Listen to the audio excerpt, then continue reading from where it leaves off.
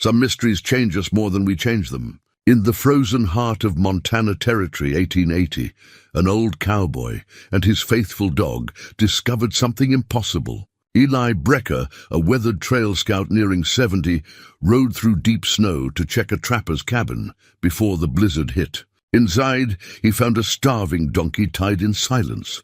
No tracks, no note, no answers. As Eli searched for the truth, family secrets he'd buried for decades began to surface: a long-lost brother, an unpaid debt, and a past that refused to die. What began as a simple rescue became a reckoning with the man he'd been. What could connect this abandoned animal to the buried shadows of Eli's own history?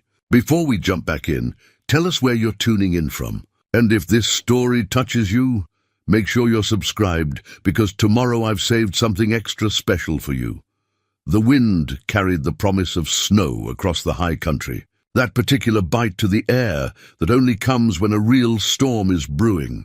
Eli Brecker stood on the porch of his cabin, one weathered hand resting on the rail his own father had hewn from lodgepole pine 40 years back. The wood was smooth under his palm, worn by time and touch into something that felt more like stone than timber. He was a tall man still, though age had bent him some at the shoulders. Nearly 70 winters in Montana Territory had carved lines deep into his face, each one a map of hard seasons and harder choices. His hands were gnarled, the knuckles thick from decades of gripping rains in cold that could freeze your fingers to the leather. But his eyes, pale blue like mountain ice, remained sharp. A trail scout couldn't afford to lose his vision, and Eli Brecker had been scouting these mountains longer than most men in Copper Ridge had been alive. Beside him, close enough to touch his leg, sat Rusty. The cattle dog was 12 years old now, his red-brown coat going grey around the muzzle. The dog's ears were pricked forward, tracking the same weather Eli was feeling in his bones. They'd been together so long that sometimes Eli thought they shared the same thoughts. More than once, Rusty had kept him from walking into trouble, whether it was a startled bear or a trail washed out by spring runoff. "Going to be a hard one," Eli said, more to himself than the dog. Rusty's tail thumped once against the porch boards, agreement in his way. The cabin sat in a clearing about 3 miles outside Copper Ridge, close enough to town for supplies, but far enough out that Eli could have the quiet he preferred. It was a simple structure, one main room with a sleeping loft and a stone fireplace that drew clean. He'd built it himself 30 years back, after Martha passed. Before that, they'd lived in town, above the feed store where she'd kept the books and he'd worked when he wasn't out on the trails. But after she was gone, the town felt too full of memories and too empty of the one person who mattered. So he'd come out here, to a piece of land that looked toward the mountains and didn't ask him questions he couldn't answer. The interior was spare, but comfortable. A narrow bed in the loft, a table and 2 chairs by the fire, shelves that held his few books and fewer treasures. On the mantel sat a photograph of Martha, taken in Butte on their wedding day. She was smiling in it, that particular smile she'd saved just for him, the one that said she saw past all his rough edges to something worth keeping. Next to the photograph was a tarnished brass compass, the needle still true after all these years. That compass had belonged to his father. Old Samuel Brecker had carried it through the Mexican War and across the plains, when Montana was still wilderness without a name. He taught both his sons how to read it, how to trust it when the trails disappeared and the mountains all looked the same. "A man needs to know where he is," Samuel used to say, "and a compass will tell you that, long as you're honest about where you started." Eli reached up and touched the compass now, feeling the cool brass under his fingertips. He'd carried it every day since his father died, 45 years back. It rode in his vest pocket close to his heart, a weight he'd grown so used to he only noticed it when he reached to make sure it was still there. His father had wanted him to give the compass to Thomas, his younger brother. Said Thomas was the one who'd need it more, being the restless one, the one who wanted to see what was over the next ridge. But Thomas had left before Eli could pass it on, and by the time Eli understood what his father had meant, it was too late. Thomas, The name still carried weight after all these years, a stone he'd learned to carry, but never learned to set down. They'd been close once, him and Thomas, 2 years apart, with Eli the elder by just enough that he'd always felt responsible for his little brother. They'd learned to ride together, to track together, to read the weather and the land together under their father's patient guidance. Thomas had been quick with a laugh and quicker with his hands, good at leatherwork in a way Eli never managed. Their father used to say Thomas had artist's fingers, while Eli had a scout's eyes. The last time Eli saw his brother, they'd been standing in this very clearing, though there'd been no cabin here then. Just a stand of pines and a view toward the peaks. Their father was 3 months in the ground, and Eli was trying to hold together everything Samuel had built. Thomas had other ideas. He wanted to try his hand at prospecting, wanted to head into the high country with a pan and a dream and see what he could find. "It's foolish," Eli had said. He'd been 24 then, feeling every bit the weight of being the oldest, the responsible one. Pa spent 40 years building something solid. You want to throw that away chasing gold that probably isn't even there? "I'm not throwing anything away," Thomas had replied, his jaw set in that stubborn way he had. "I'm trying to make something of my own. Is that so hard to understand?" "What's hard to understand," Eli had shot back, his own temper rising, "is why you can't see what we've got right here. This land, this life Pa built for us. That's worth more than some played-out gold claim." The argument had gone on from there, voices rising, old resentments bubbling up the way they do when grief is fresh and patience is thin. Eli said things about duty and responsibility, about growing up and facing reality. Thomas said things about following your own path and not living in someone else's shadow. In the end, Thomas had packed his gear and ridden out, heading south toward Wyoming. He'd looked back once from the tree line, and Eli had stood watching him go, too proud to call him back, too angry to admit he might be wrong. That was 45 years ago this spring. Eli had never seen his brother again. For the first few years, he'd expected Thomas to come back, tail between his legs, ready to admit that Eli had been right. When that didn't happen, Eli convinced himself he didn't care. Thomas had made his choice, and a man had to live with his choices. But as the years rolled on, and the silence stretched, Eli began to understand what he'd lost. Not just a brother, but the chance to say he was sorry, the chance to tell Thomas that being right wasn't worth being alone.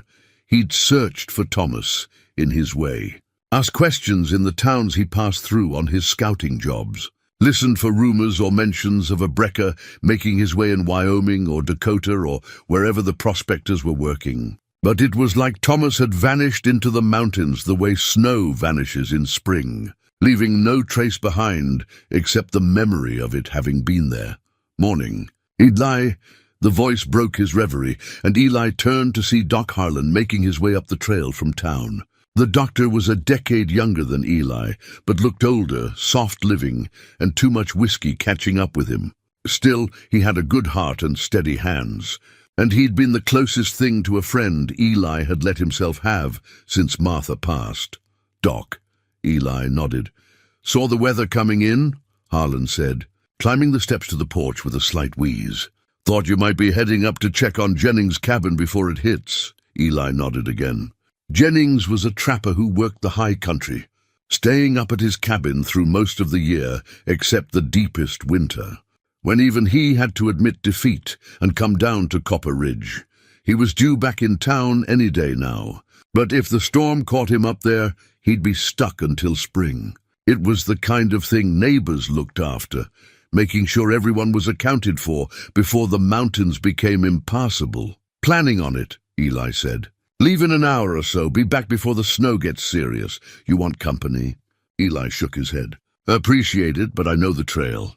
Besides, someone should stay in town in case anyone else needs help." Harlan accepted this with a slight smile. They both knew that what Eli really meant was that he preferred going alone, the way he preferred most things alone these days. But Harlan was good about not pushing, one of the reasons they'd stayed friends as long as they had. "You take care up there," Harlan said. "And Eli, if you see anything odd, anything that doesn't feel right, you come straight back." Don't take chances at your age. My age, Eli said with something that might have been amusement, is the same as it was yesterday, and I managed fine then. After Harlan left, Eli went about his preparations with the methodical care of a man who'd learned that haste caused mistakes, and mistakes in the high country could kill you. He saddled his gelding, a sturdy bay named Prophet, who was getting on in years himself, but still sure-footed in rough terrain. He packed light, some jerky, hardtack, a canteen of water, matches wrapped in oilcloth, a length of rope, and his rifle. The compass went into his vest pocket where it always rode. Rusty watched these preparations with the keen interest of a dog who knew a journey was coming. Before they set out, Eli stopped by the general store in Copper Ridge. Margaret Holloway ran the place now, her husband having passed 2 winters back. She was a handsome woman in her 60s, with iron-grey hair and a no-nonsense manner that Eli appreciated. "Storm supplies?" she asked, already pulling items from the shelves. "Just checking on Jennings," Eli said. "He should have been back by now." Her voice carried a note of worry. Jennings was well liked in his peculiar way. A quiet man who kept his own counsel but always paid his debts and never caused trouble. "Probably just lost track of time," Eli said, though he didn't entirely believe it. Jennings was too experienced to misjudge the weather. Margaret handed him a small bundle. "Extra coffee and some of those hard candies he likes, just in case you find him up there and he's running low." Eli accepted the bundle with a nod of thanks. As he turned to leave, Margaret spoke again, her voice softer. "Eli, you remember when Thomas left? You told everyone you didn't want to hear his name again." He stopped, his hand on the door. "I remember. Well, I've respected that all these years. But I wanted you to know, in case it matters now, that I never thought you were right about that. Some things are worth holding on to, even when they hurt. Maybe especially when they hurt." Eli looked back at her, seeing the kindness in her weathered face, and felt something shift in his chest. "I appreciate that, Margaret. More than you might know." The ride up to Jennings' cabin took the better part of 3 hours. The trail climbed steadily, winding through stands of pine and aspen that were already bare for winter. Snow lay in patches where the sun didn't reach, and the air grew colder as they gained elevation. Rusty loped ahead, ranging out to explore interesting scents, but always circling back to make sure Eli was following. The mountains rose around them, ancient and indifferent, their peaks already white with snow that wouldn't melt until spring. Eli had spent most of his life in these mountains, and they felt more like home than any building ever had. Out here, with just the wind and the trees and the vast silence, he could think clearly. The clutter of town life, the small talk and social obligations fell away until there was just him and the trail and the task at hand. But today, his thoughts kept circling back to Thomas. Maybe it was Margaret's words, or maybe it was just the particular loneliness of an approaching winter, but Eli found himself remembering things he'd tried hard to forget. The way Thomas used to whistle while he worked leather, always the same tune their mother had sung when they were small. The way he'd laugh at his own jokes, even when nobody else found them funny. The way he'd looked that last day, hurt and angry and determined, riding away into a future that didn't include his brother. Eli pulled his coat tighter against the wind and urged Prophet forward. The past was the past, and dwelling on it wouldn't change anything. What mattered now was making sure Jennings was safe and getting back to his own cabin before the storm hit in earnest.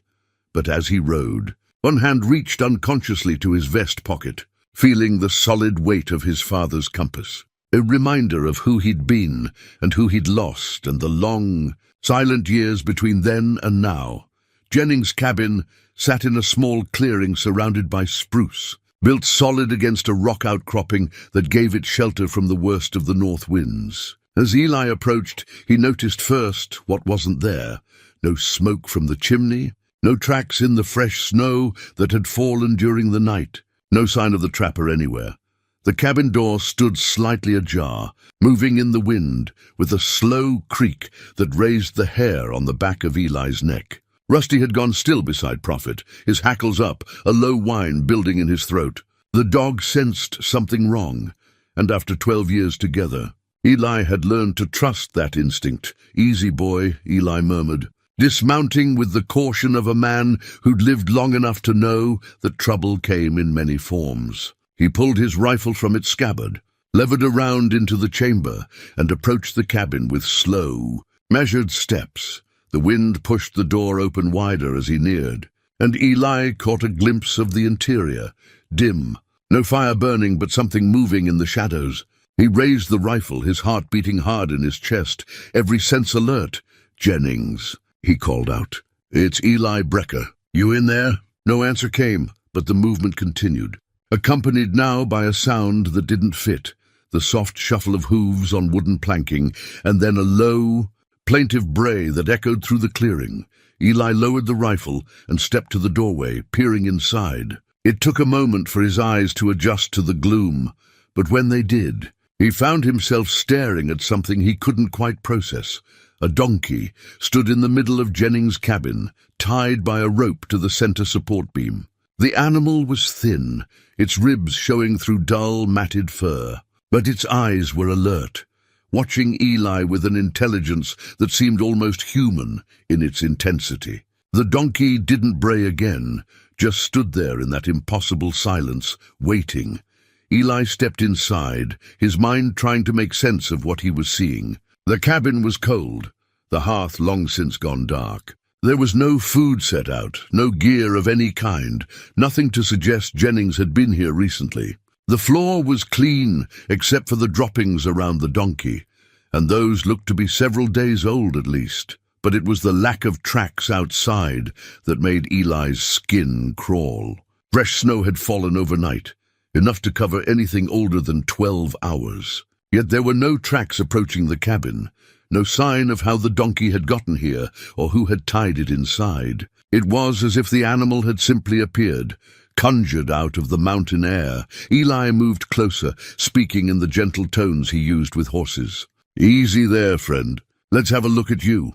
The donkey nickered softly, but didn't pull away as Eli ran his hands over its coat, checking for injuries. It was malnourished and dehydrated, but otherwise appeared sound. Someone had cared for this animal once, though it had clearly been neglected for some time now. The rope that held it was tied professionally, not too tight, with enough length that the donkey could move and lie down.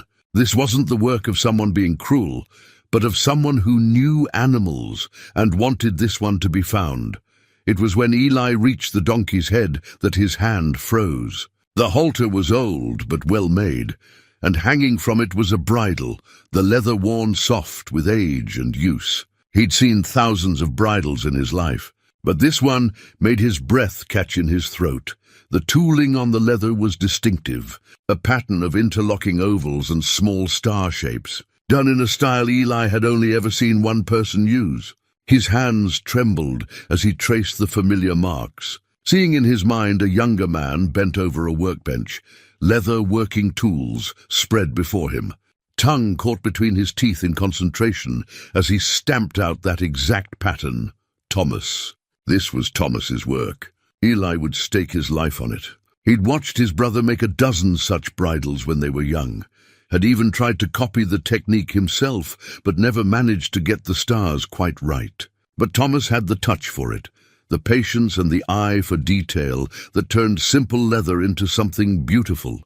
Eli's legs felt suddenly weak, and he reached out to steady himself against the donkey's neck. The animal stood quiet, as if understanding the moment for what it was, a man coming face to face with a past he'd thought was buried. How had Thomas's bridle ended up here, on a donkey tied in an abandoned cabin in the Montana high country? And why was there no explanation, no note, no sign of who had left it or why? The questions crashed over Eli like a wave, pulling him back to that day 45 years ago, to that final argument and the sight of Thomas riding away. He'd convinced himself over the years that Thomas was probably dead, had died young the way so many prospectors did, his body lying in some unnamed gulch where no one would ever find it. It was easier to think that than to imagine Thomas alive somewhere, living a life that didn't include his brother, choosing to stay away. But this bridle said different. Someone had brought it here, Someone who knew about Thomas and knew about Eli. Someone who wanted Eli to find it, to ask these questions, to start down a path he couldn't yet see. Eli examined the rest of the cabin with new eyes, looking for anything else that might give him answers. The trapper's gear was gone, all of it, cleared out as thoroughly as if Jennings had never lived here at all. The shelves were empty, the cupboards bare. Even the woodpile beside the hearth had been taken, leaving only a few scattered pieces. But in the corner, half hidden by shadow, Eli found something else, a small wooden box, the kind used to store tobacco or other precious items. Inside was a measure of oats, enough to feed the donkey for a few days, and a note written in a hand Eli didn't recognize. The message was brief: "Take care of him. He's all that's left." Eli read the note 3 times, trying to find meaning in the sparse words. Take care of him? Who was giving this instruction? And what did all that's left mean? All that was left of what or whom? Outside, the wind was picking up, and the sky had taken on that peculiar yellow-gray color that promised heavy snow within hours. Eli knew he should leave now, get back to his cabin, while he still could. But he couldn't leave the donkey here to starve, and besides, this animal was a clue, maybe the only one he'd ever get to understanding what had happened to Thomas. He checked the rope and found it easy to untie. The donkey followed him docilely out of the cabin, blinking in the sudden daylight. Rusty approached cautiously, sniffing at the newcomer, and to Eli's surprise, the dog's tail began to wag. Whatever Rusty sensed in this donkey, it wasn't a threat. All right then, Eli said, more to himself than the animals. Looks like you're coming home with me.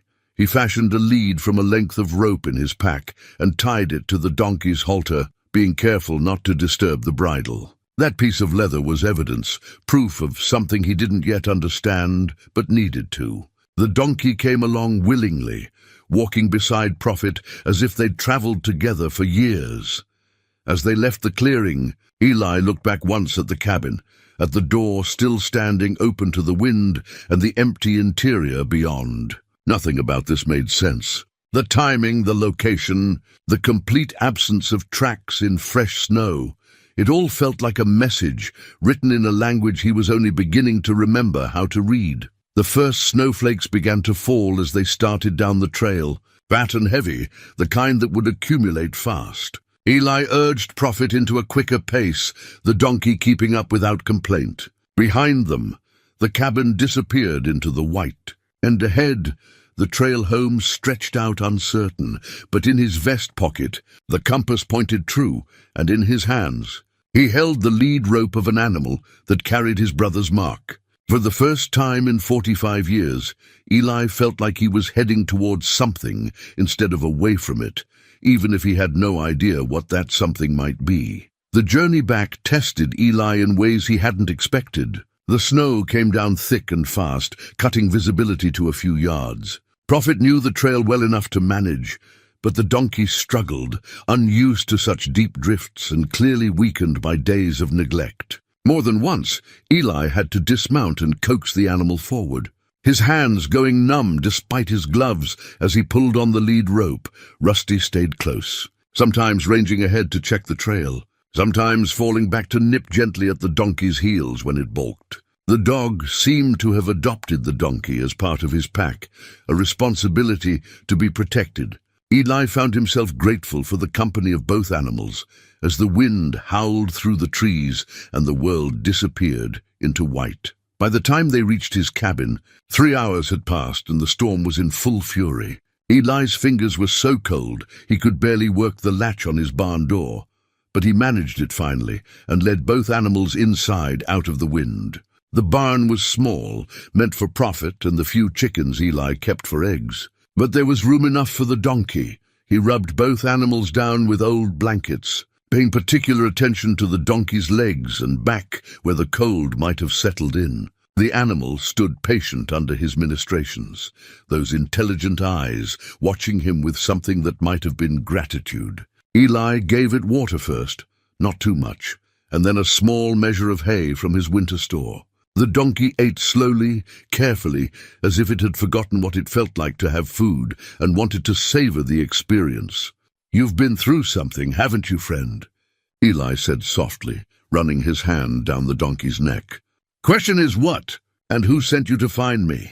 Rusty had positioned himself near the donkey, lying down with his head on his paws, but his eyes alert. The dog's acceptance of this stranger was unusual. Rusty was territorial by nature, protective of what he considered his space and his person. But with the donkey, there was none of that wariness, only a gentle watchfulness that spoke of recognition rather than suspicion. Once the animals were settled, Eli made his way through the driving snow to his cabin. Inside, he built up the fire and set coffee to boil, his hands shaking from more than just the cold. The bridle hung on a peg by the door, where he'd placed it. The leather dark, with age and moisture. In the better light of his cabin, with his fingers thawed enough to work properly, Eli took the bridle down and examined it more closely. Every detail confirmed what he'd known the moment he touched it. This was Thomas's work, unmistakably so. The star pattern was perfect, each point evenly spaced, each impression the exact same depth. Their father had taught them both to tool leather, but where Eli had learned the basics and moved on, Thomas had fallen in love with the craft itself. Eli remembered winter evenings when they were young, the three of them in the workshop their father had built onto the side of the main house. Samuel would work on saddle repair while his sons practiced on scraps of leather, learning to use the mallets and stamps and edge bevelers that turned hide into something useful and beautiful. Eli had been impatient, always eager to finish and move on to the next task. But Thomas would work for hours on a single piece, getting the pattern just right, redoing anything that didn't meet his standard. "You've got the gift for this, boy," their father had said once, examining a belt Thomas had made for his 14th birthday. "Steady hands and an eye for beauty. That'll serve you well, wherever life takes you, wherever life takes you." As if Samuel had known even then that Thomas wouldn't stay, that he'd need a skill he could carry with him into whatever future he chose. Eli set the bridle on his table and poured himself coffee, standing by the fire as he drank it. The storm outside had settled into a steady howl, the kind that would last through the night and into the next day. He wouldn't be going anywhere until it passed, which gave him time to think, to try to piece together what little he knew into something that made sense. A donkey, tied in an abandoned cabin. A bridle made by his brother 45 years ago, or in his style, if Thomas had taught someone else his technique. A note that said, "Take care of him, he's all that's left." And no tracks, no sign of how any of it had gotten there. The note bothered him most. It suggested something had ended, something had been lost. If Thomas had made that bridle, if Thomas was somehow connected to this mystery, did the note mean Thomas was dead? Was the donkey all that was left of his brother's life, sent to Eli as a final message? But if Thomas was dead, who had arranged all this? Who had brought the donkey to that specific cabin, tied it in a way that ensured it would survive long enough to be found, and made certain Eli would be the one to find it? The questions spiraled, each one leading to more questions, until Eli felt dizzy with the weight of not knowing. He finished his coffee and made himself something to eat, though he tasted none of it. Sleep, when it finally came, was fitful and filled with dreams of Thomas riding away into snow, looking back one more time before the white swallowed him whole. The storm lasted through the night and into the next day, finally breaking just before sunset. Eli spent the time caring for the animals and trying to keep his mind occupied with routine tasks. But his eyes kept returning to that bridle, to those perfect stars stamped into leather that had somehow survived 4.5 decades. When the weather cleared enough for travel, Eli made a decision. He would go back to Jennings' cabin, do a more thorough search in daylight without a blizzard pressing him. If someone had left that donkey as a message, there might be more to find, other clues he'd missed in his haste to get home. The ride back took most of the morning. The trail was thick with new snow, and Prophet had to work hard to break through the drifts. But the sky was clear now. That brilliant blue that only comes after a storm has washed the air clean. and the silence was profound when Eli reached the cabin. He tied Prophet to a tree and approached on foot, Rusty ranging ahead. The door still stood open. Snow now drifted across the threshold and into the interior. Eli stepped inside and began his search, methodical and patient, checking every corner, every crack in the walls, every potential hiding place. It was Rusty who found it. The dog had been sniffing along the rafters, whining softly, and when Eli looked up, he saw something tucked into a gap between two beams. He fetched a stick and worked the object loose, catching it as it fell. A photograph, faded and creased, protected in a leather sleeve that had kept it mostly dry despite the years. Eli's hands trembled as he slid it free and held it up to the light from the door. 3 people looked back at him from the photograph. On the left, a younger version of himself, maybe 22 years old, lean and serious-faced.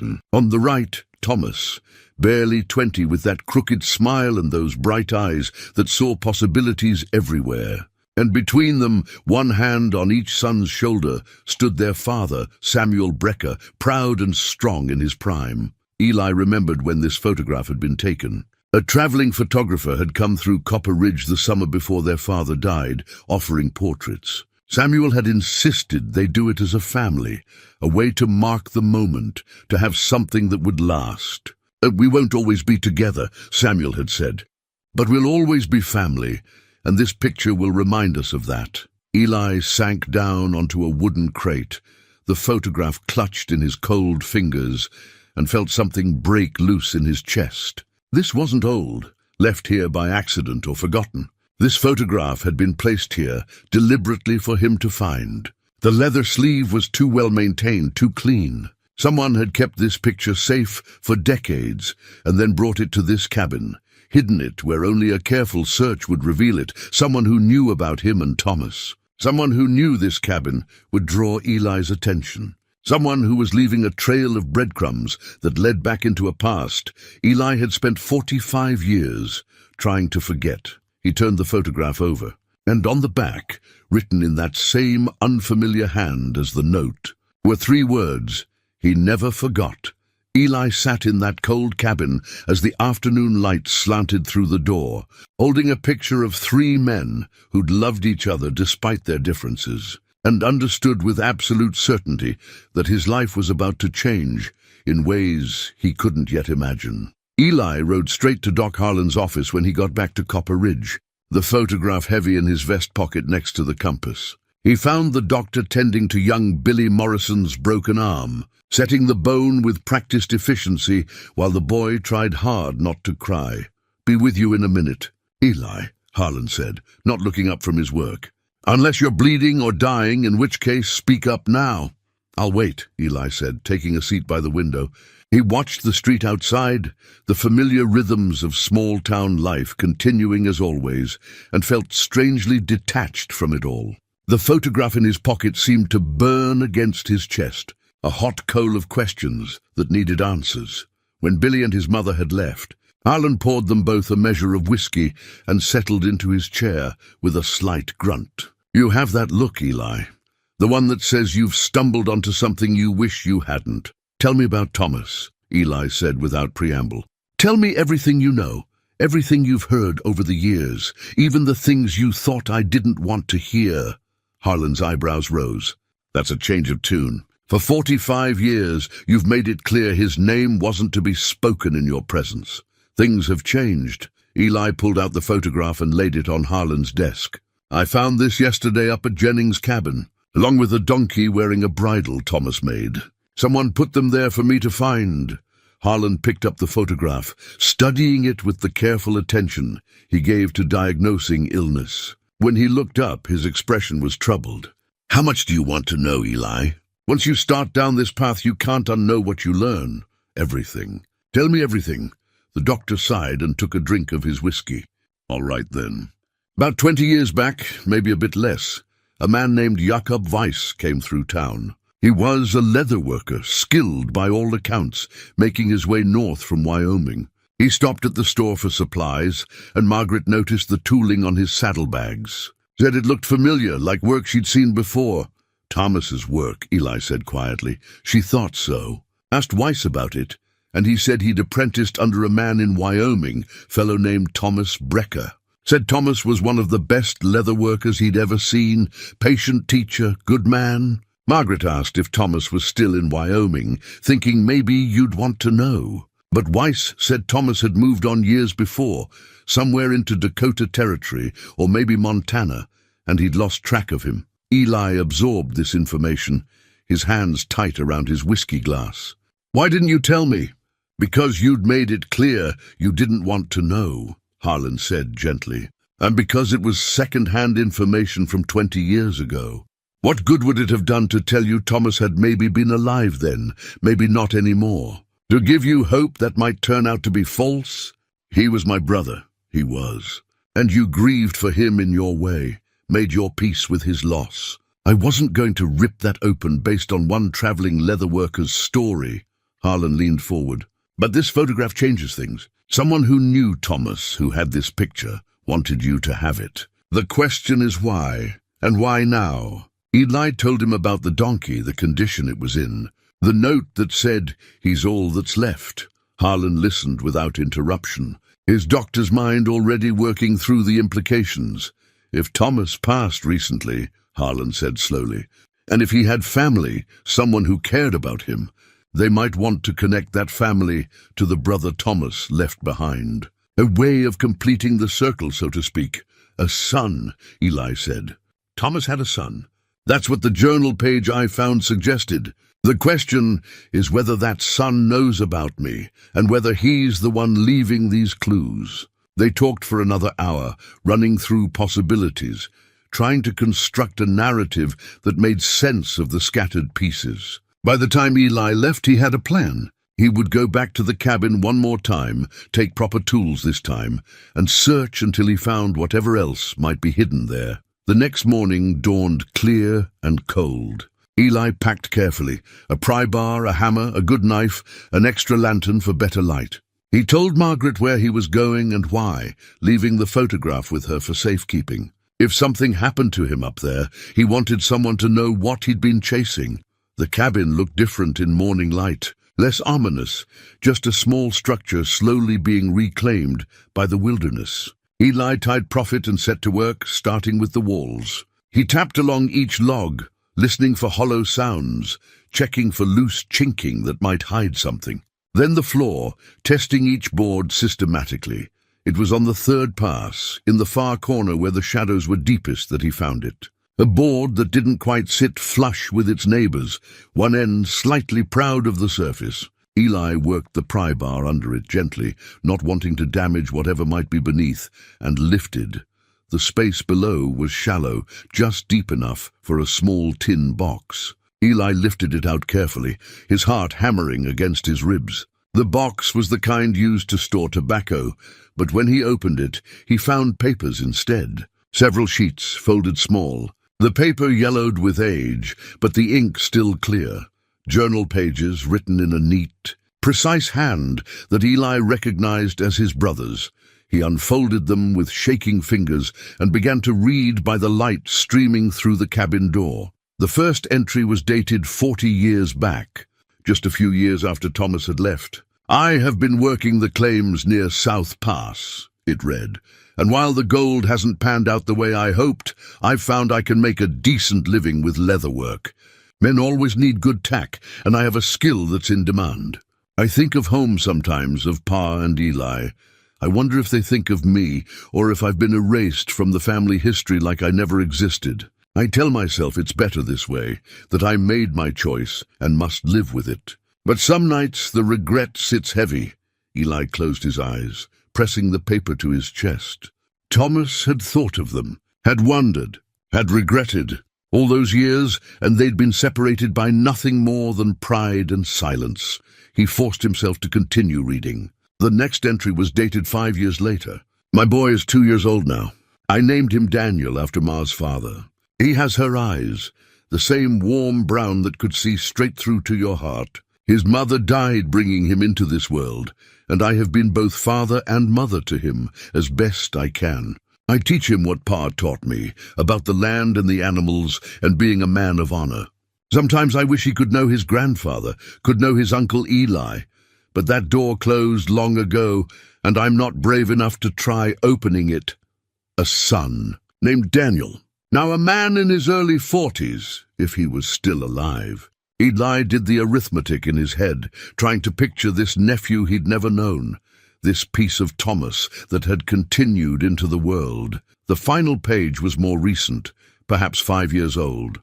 Daniel has grown into a good man, better than I deserve. He has my skill with leather and his mother's kindness. I've told him about Montana, about the family I left behind. He asks questions I struggle to answer. How do I explain that I let pride and fear keep me from the people I loved? How do I tell him that somewhere he has an uncle who doesn't know he exists? I should have gone back years ago. I should have swallowed my shame and made things right. Now I'm old and tired, and the journey seems impossible. If I could send one message back through time to my younger self, it would be this: go home.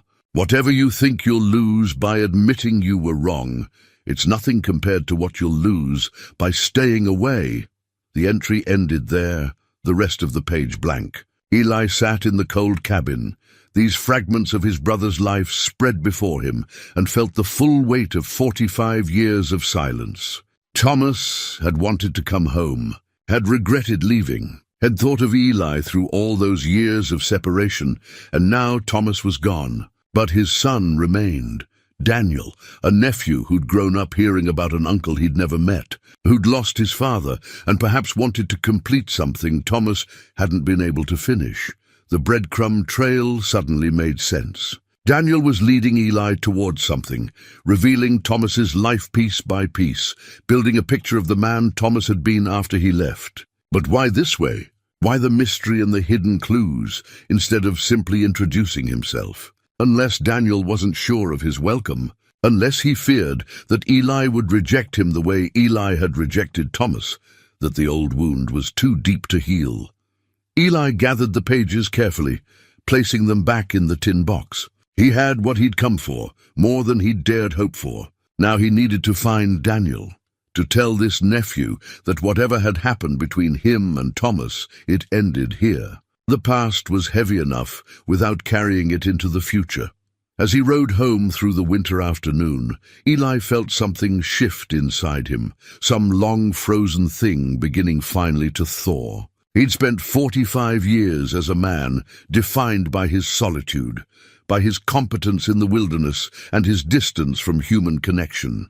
But maybe, just maybe, it wasn't too late to be something different, to be the uncle Daniel had never had, to give Thomas's son the family connection that Thomas himself had wanted but been too afraid to claim.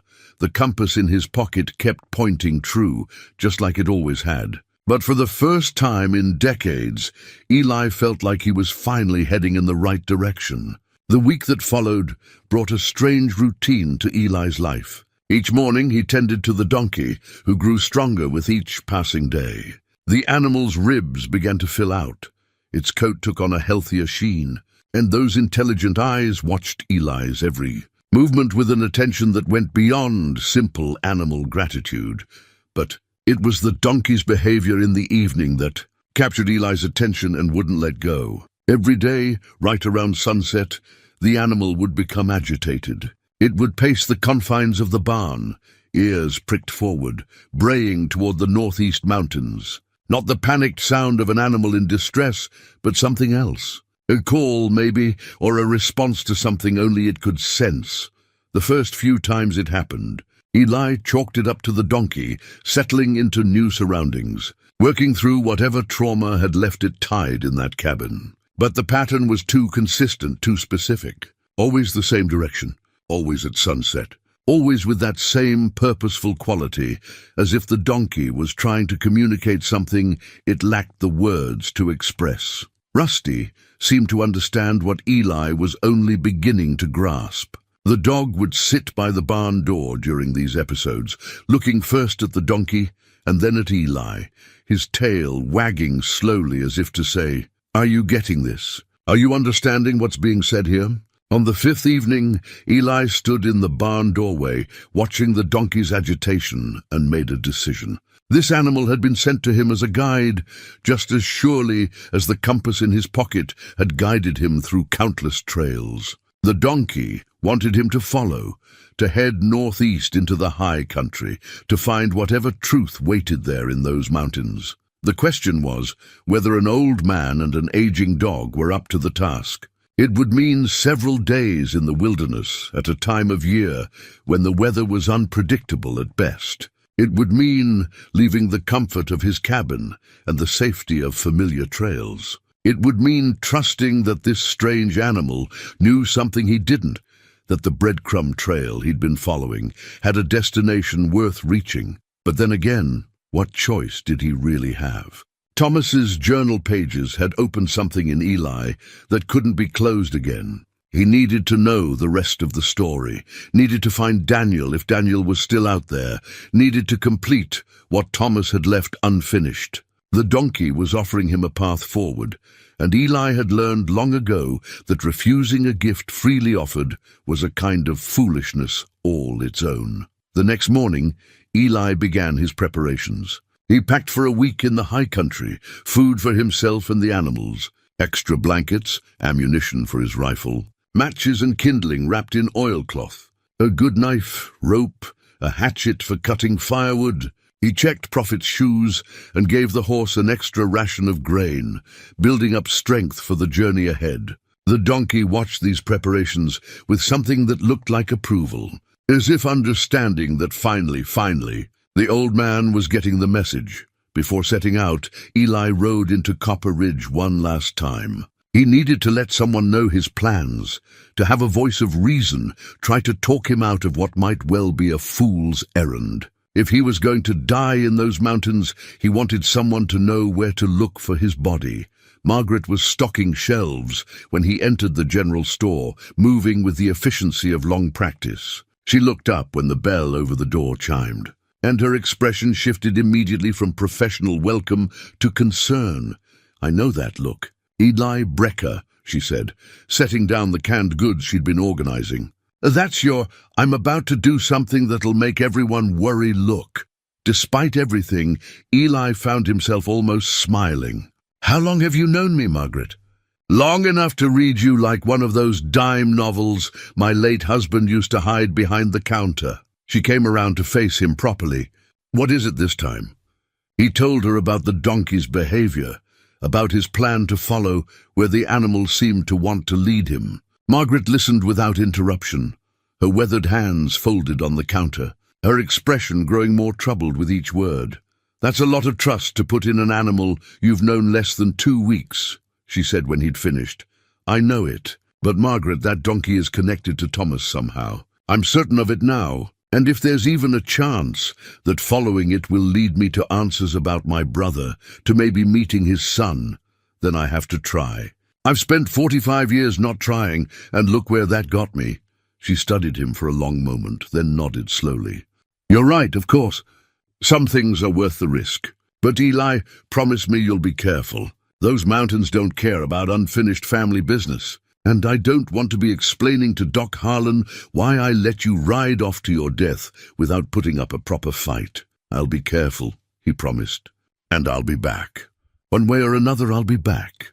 She put together supplies for him, moving through the store with practiced efficiency, adding items he hadn't thought to request. Coffee and sugar, dried apples, a small bottle of whiskey for medicinal purposes, extra socks because your feet need taking care of at your age. As she worked, she talked, filling the space with words that felt like a blessing. "When you find what you're looking for," she said, wrapping the last of the supplies in brown paper. "And I believe you will, Eli. I want you to remember something. The past doesn't have to define the future. What happened between you and Thomas, that's done. It's the what happens next that matters." Eli paid for the supplies and was turning to leave when the door opened and a stranger walked in. The man was maybe in his early 40s, dressed for travel in good quality clothes that showed the wear of hard use. He was tall, with dark hair going silver at the temples, and eyes that struck Eli with their familiarity. They were Thomas's eyes, that particular shade of grey-green that their mother had passed down to her younger son. The stranger nodded politely to both of them, his gaze lingering on Eli for just a moment longer than casual courtesy required. There was something in that look, a recognition or maybe an assessment, before he turned his attention to Margaret. "Ma'am, I'm looking for supplies for a few days in the high country. Wondering if you might help me with that?" His voice was measured, with an accent that suggested Wyoming or maybe northern Colorado. A voice that sounded nothing like Thomas's, but somehow reminded Eli of his brother all the same, in its cadence or its careful choice of words. Eli's heart was hammering in his chest. Could this be Daniel? Was his nephew, standing not 10 feet away, pretending to be a stranger, watching Eli's reaction to see if the old man would recognize him? "Where are you headed, if you don't mind my asking?" Eli heard himself say, his voice rough with sudden emotion. The stranger met his eyes again, and this time the look was unmistakable. This man knew exactly who Eli was, and he was waiting to see what Eli would do with that knowledge. "Northeast," the stranger said, "into the high valleys. I've heard there's beautiful country up that way, worth seeing before winter locks it down completely. Northeast. The same direction the donkey called toward every evening. The same direction Eli had been preparing to travel." Eli opened his mouth to say something, to ask the questions burning in his throat. But the stranger had already turned back to Margaret, and the moment passed. By the time Margaret had finished gathering the supplies, Eli had lost his nerve. He left the store without speaking again, the stranger's words echoing in his head. Northeast, beautiful country, worth seeing.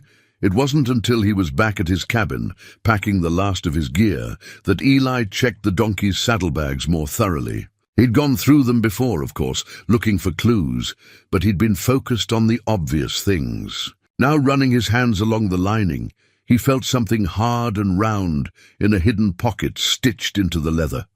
His fingers found the small opening and pulled out a silver pocket watch. He knew it immediately, even before he opened the case to confirm.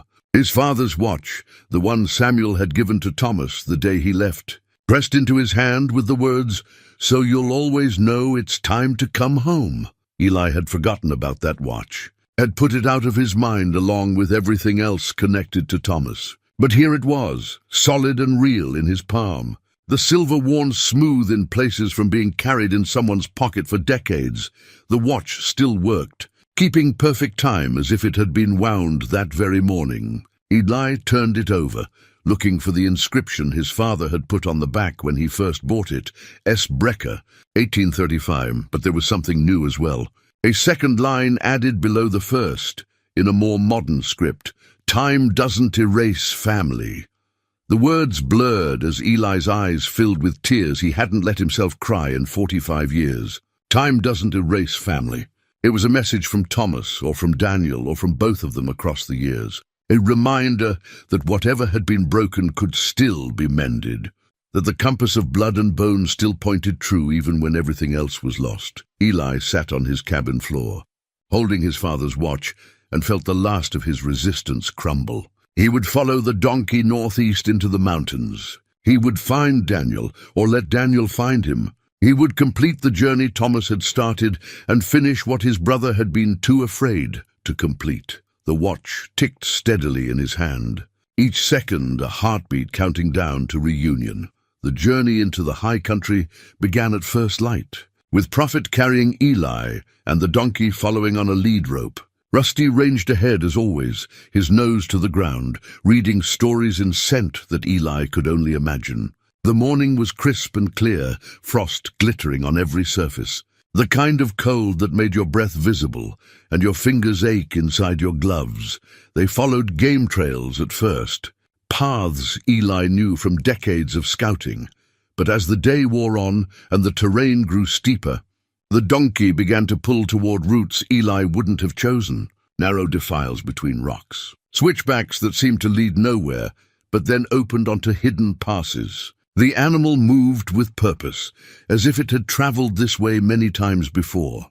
And after the third time, Eli tried to correct their course, only to find the donkey's way was better. He stopped fighting and let the animal lead. The mountains rose around them, stone and snow and silence. This was country Eli knew in the general sense, but had never explored thoroughly.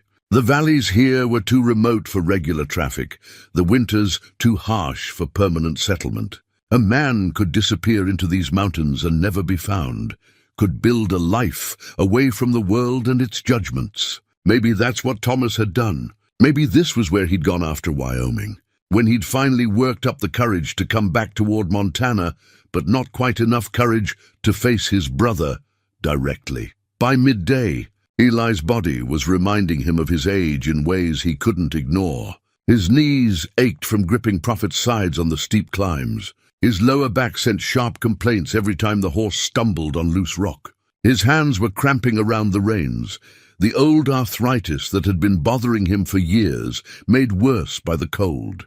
He'd been young the last time he saw Thomas, young enough that physical discomfort was just something to push through without much thought. Now pushing 70, every mile felt like 2, and he found himself wondering if he'd been a fool to think he could make this journey. But then he'd remember the watch in his pocket, the journal pages tucked in his saddlebag, the photograph of 3 men who'd loved each other before pride got in the way. And he'd urge Prophet forward for another hour, during a rest stop by a stream, while the animals drank and Eli chewed on jerky that seemed to require more effort than it was worth. His thoughts circled back to that last day with Thomas. He'd replayed the argument so many times over the years that it had taken on the quality of a story told by someone else. Something that had happened to different people in a different life, but it hadn't been different people.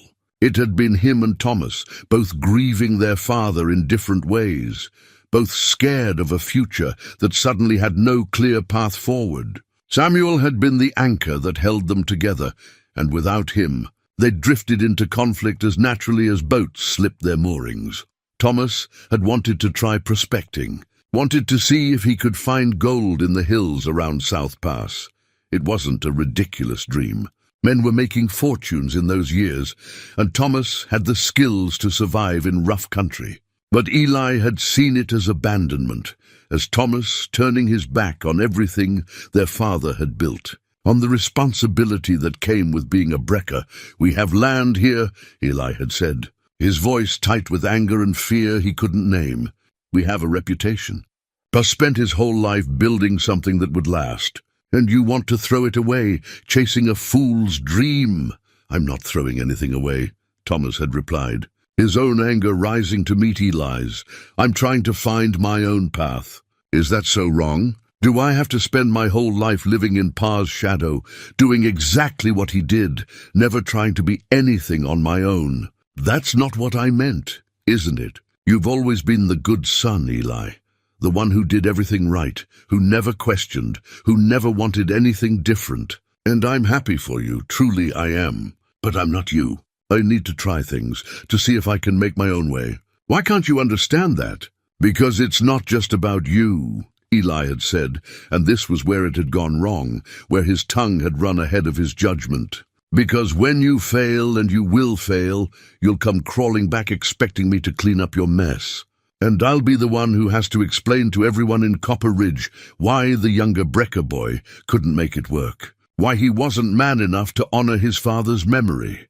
The words had hung in the air between them like a physical presence, sharp and cutting. Thomas's face had gone pale, then red, and when he spoke again, his voice was quiet, which was somehow worse than if he'd shouted. "Is that what you think of me? That I'm not man enough? That I'm bound to fail?" Eli should have taken it back then, should have said he was speaking out of fear, that he was scared of losing the only family he had left. But he'd been 24 and full of his own importance, and instead he'd doubled down. "I think you're a dreamer, Tom, and dreams don't put food on the table or keep a roof over your head. Sooner you learn that, better off you'll be." Thomas had packed his things in silence after that, moving with a careful precision that spoke of barely controlled rage. When he'd mounted up to leave, he'd looked down at Eli with something in his eyes that Eli had spent 45 years trying to forget. "You know what your problem is, Eli?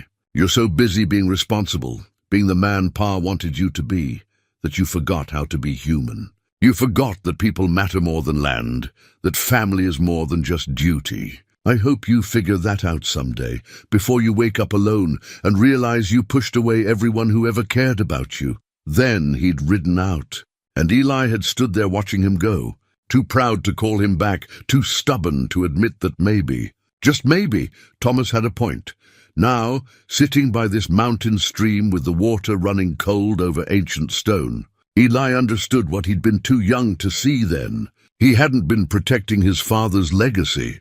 He'd been scared. Scared of change, scared of being alone, scared that without Thomas there, he'd have to face the fact that the life his father had built might not be enough for him either. So he'd lashed out, said the words that would hurt the most, driven his brother away before Thomas could choose to leave on his own. And he'd spent the next 45 years proving Thomas right, pushing away any connection that might threaten the careful isolation he'd built around himself. "Not too late, though," he said aloud. And Rusty looked up from where he'd been investigating an interesting scent, his tail wagging once. Not too late to be different, to do better. They rode on as the afternoon shadows lengthened. The donkey picked a path that wound higher and higher, until Eli could look back and see the valleys spread below, like a map of his life, all the familiar trails and known places growing small and distant. Ahead, the mountains held secrets he was only beginning to uncover. As the sun touched the western peaks, they came to a place where 3 trails met, each heading in a different direction. The donkey stopped here braying once, and Rusty ran forward to investigate something lying on a flat rock at the junction. Eli dismounted with a grunt and walked over to see what the dog had found. It was a piece of paper held in place by a smooth river stone. He picked it up and unfolded it carefully, his hands shaking from more than just the cold. A map, hand-drawn on fresh paper, showing the trail ahead. It detailed valleys and passes, marked water sources and good camping spots, and at the end, in a small valley Eli had never known existed, there was an X with the words "home" written beside it. At the bottom of the map, in the same neat script he'd seen on the journal pages, was a signature, Thomas Brecker, and below that, a date from 5 years ago. Eli turned the paper over and found more writing, "For Daniel, so he can always find his way home. And if you're reading this, brother, I hope you'll come too. It's not too late. It's never too late." The sun was setting now, painting the mountains in shades of gold and crimson, and Eli stood at this crossroads holding a map his brother had drawn, a map that said it wasn't too late. Thomas had believed that even after all the years and silence, had held on to that hope and passed it to his son, along with the instruction to find Eli when the time came. They made camp at the crossroads that night, Eli building a fire and setting coffee to boil while the animals rested. The stars came out one by one, filling the sky with cold brilliance, and Eli sat by the fire thinking about paths taken and not taken, about words said and unsaid, about the weight of regret and the possibility of redemption. "I was wrong. Tom," he said to the darkness and the stars and the memory of his brother, "I was scared and young and stupid, and I said things I didn't mean. Or maybe I did mean them then, but I was wrong to think them. You deserved better than that. You deserved a brother who supported your dreams instead of crushing them." The fire crackled and popped, and somewhere in the distance an owl called. Rusty lay beside him, warm and solid, and the donkey and prophet stood together in the small circle of firelight, at peace with each other in the night. "But if it's not too late," Eli continued, "if your boy is out there waiting, then I'll do right by him. I'll be the uncle I should have been to him all along, the brother I should have been to you. I can't change the past, Tom, but maybe I can help build a different future. That's got to count for something." The only answer was the wind through the pines and the steady ticking of his father's watch in his pocket, keeping time like it had kept time for 3 generations of Brecker men. Time that didn't erase family, but gave them chances to do better, to be better, to find their way home even after the longest wandering. In the morning, they would follow the map northeast into the hidden valley. Tonight, Eli allowed himself to hope that at the end of this trail, There would be forgiveness and family and a chance to complete what Thomas had left unfinished. The valley appeared exactly where the map said it would, nestled between two ridges in a place that seemed to exist outside the normal geography of the mountains. It was small, maybe a mile across, with a creek running through it and a stand of aspen that would be gold in autumn, but now stood bare and white against the snow. A cabin sat near the creek, smoke rising from its chimney in a steady column that spoke of someone home and expecting visitors. It was well built, the logs chinked tight against the weather, the roof solid, with a small barn off to one side and a vegetable garden, dormant now for winter. Laid out with careful attention to detail, the donkey brayed once, loud and insistent, as if announcing their arrival. Rusty's ears went forward, his tail wagging, showing none of the caution he usually displayed around strangers. The dog seemed to recognize this place, or maybe he recognized something in the air, some scent or presence that said family, before Eli could dismount. The cabin door opened. The man who stepped out was tall and lean, dressed in work clothes that showed the wear of daily labor. He was maybe 42 or 43, with dark hair going silver at the temples and a face that was weathered in the way that comes from outdoor living rather than age. But it was his eyes that caught Eli and held him, Thomas's eyes, that grey-green color that had been their mother's, looking out from a face that was younger but carried the same quiet intelligence. "Uncle Eli," the man said, and his voice carried a tremor of emotion that he was clearly trying to control. "I'm Daniel Brecker, Thomas's son. I've been waiting for you." Eli climbed down from Prophet, his legs shaky from more than just the long ride. He stood there in the snow, looking at this nephew he'd never known, and felt 45 years of accumulated grief and regret threaten to overwhelm him. "Daniel," he managed. "I found the donkey, the bridle, the map. All of it, I know. I left it for you to find." Daniel stepped forward, his hands open and empty in the universal gesture of peace. "I'm sorry it had to be this way, with puzzles and mysteries, but I didn't know how else to reach you. My father, he talked about you all the time, but he also said you'd made it clear you didn't want anything to do with him. I was afraid if I just showed up in Copper Ridge and knocked on your door, you'd turn me away before I could explain." "I wouldn't have," Eli said, though he wasn't entirely sure that was true. A month ago, maybe he would have. Before the donkey, before the photograph, before he'd begun to understand what he'd thrown away all those years ago. "Come inside," Daniel said, "please. You've ridden a long way, and there's much we need to talk about. And Uncle Eli, I need to tell you something about my father, something that's going to be hard to hear."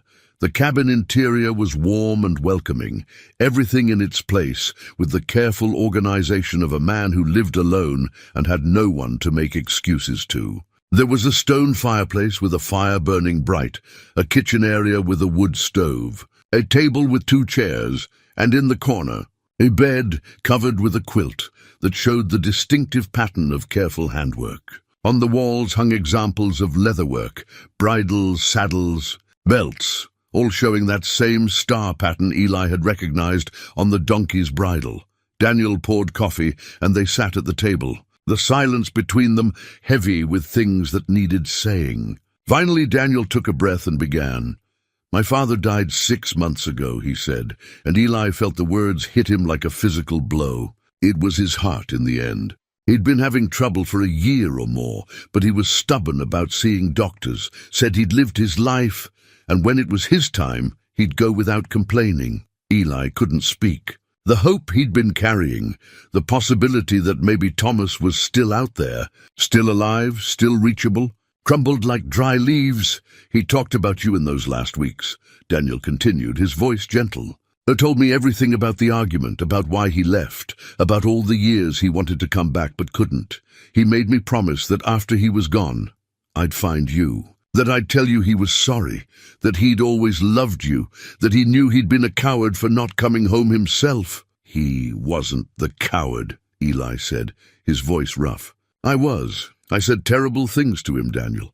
I told him he'd fail, that he wasn't man enough. What kind of brother says that?" The kind who was 24 years old and scared out of his mind, Daniel replied. The kind who just lost his father and didn't know how to handle it. My father never blamed you for those words, Uncle Eli. He blamed himself for running away instead of staying to work things out. He carried that regret his whole life. Eli put his head in his hands, his shoulders shaking.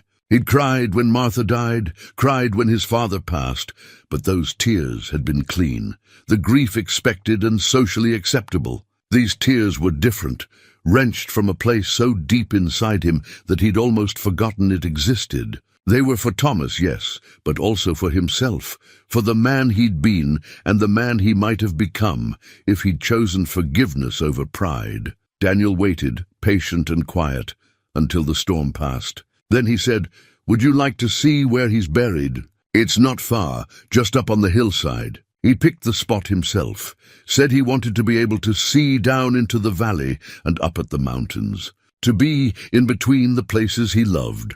The grave was exactly as Daniel had described it, on a gentle slope with a view that stretched across the valley and up toward the peaks. A simple wooden cross marked the spot, with Thomas's name and dates carved into the wood. Thomas Samuel Brecker, 1840-1880. Beside the grave, someone had built a small cairn of river stones, each one placed with care. Eli knelt in the snow beside his brother's grave, one hand on the cold earth, and tried to find words that could bridge 45 years of silence. "I'm sorry, Tom," he said finally, "for what I said, for what I didn't say, for all the years we lost because I was too proud to admit I was wrong. I hope wherever you are you can hear this, and know that I never stopped being your brother, even when I pretended I wasn't." He stayed there for a long time, Daniel standing back respectfully, giving Eli the privacy of his grief. When he finally stood, his knees protesting the cold and the kneeling, Daniel was wiping at his own eyes. "He would have been glad to know you came," Daniel said. "Even if it was too late for the two of you to reconcile in person, he would have been glad." As they walked back to the cabin, Daniel talked about Thomas's life after he left Montana. The prospecting hadn't worked out, just as Eli had predicted, but Thomas had found his calling in leatherwork. He'd moved around for years, always heading generally northward, working in Wyoming and Dakota territory, and finally settling here in this hidden valley about 15 years ago. "He married my mother in Wyoming," Daniel explained. "She was the daughter of a horse trader, knew quality leatherwork when she saw it. They had 2 years together before I came along, and then she died in childbirth. My father raised me alone after that, taught me everything he knew about working leather, about tracking and hunting, about being honorable even when no one was watching. He sounds like he was a good father," Eli said. "He was the best. But there was always a sadness in him, Uncle Eli, a hole that nothing could fill. He told me about you, about Copper Ridge, about the family he'd left behind. Said you were the finest scout in Montana territory, that you could read trail sign like other men read books. He kept newspaper clippings about you, any mention of scouting work you'd done or people you'd helped. He was proud of you, even from a distance." They reached the cabin as the sun was setting, painting the valley in shades of orange and gold. Daniel started a fire and began preparing food, while Eli sat in stunned silence, trying to process everything he'd learned. Thomas had kept track of him, had been proud of him, had never stopped caring, despite everything. After they'd eaten, Daniel pulled a thick envelope from a trunk in the corner. The paper was yellowed with age at the bottom, fresher toward the top, and it was thick with pages that had been folded and unfolded many times. "This is what my father really wanted you to have," Daniel said, handing the envelope to Eli. "He started writing these letters to you right after he left. Kept writing them for 40 years. Never sent a single one, but he couldn't stop trying to say what needed to be said. He made me promise I'd give them to you if I ever found you. Said maybe they'd help you understand that he never blamed you, that he knew the fault was as much his as yours, that all he ever wanted was his brother back." Eli held the envelope with shaking hands, feeling the weight of it, the accumulated words of 4 decades. Thomas had written to him, had poured his heart onto paper year after year, even knowing the letters would never be read. It was the most profound declaration of love Eli could imagine, and the most heartbreaking. "I can't read them right now," he said, his voice barely above a whisper. "I need time, Daniel. I need to sit with this, to understand it all. I know. And you can stay here as long as you need. This was my father's home, but it can be yours too, for as long as you want it. Your family, Uncle Eli, the last of my father's family, and that makes you precious to me." That night, Eli lay in the loft of the cabin, the envelope of letters on his chest, and stared up at the rough-hewn beams while Daniel slept in the bed below. Outside, the donkey and Prophet were settled in the barn with Rusty standing guard, and the mountains stood silent under stars that had seen everything and judged nothing. Thomas was gone.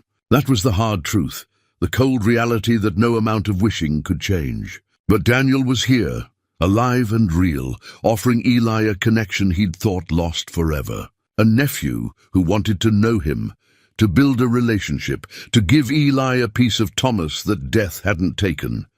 It wasn't what Eli had hoped for when he started this journey. But maybe, he thought as sleep finally claimed him, maybe it was something even better. A second chance, not with Thomas himself, but with the legacy Thomas had left behind. A chance to be the family he'd failed to be 45 years ago, to honor his brother's memory by loving his brother's son. In the envelope on his chest, 40 years of unsent letters waited to be read. But that could wait until morning. Tonight, Eli would rest in his brother's home, surrounded by the work of Thomas's hands, and know that he hadn't been too late after all. Not for everything.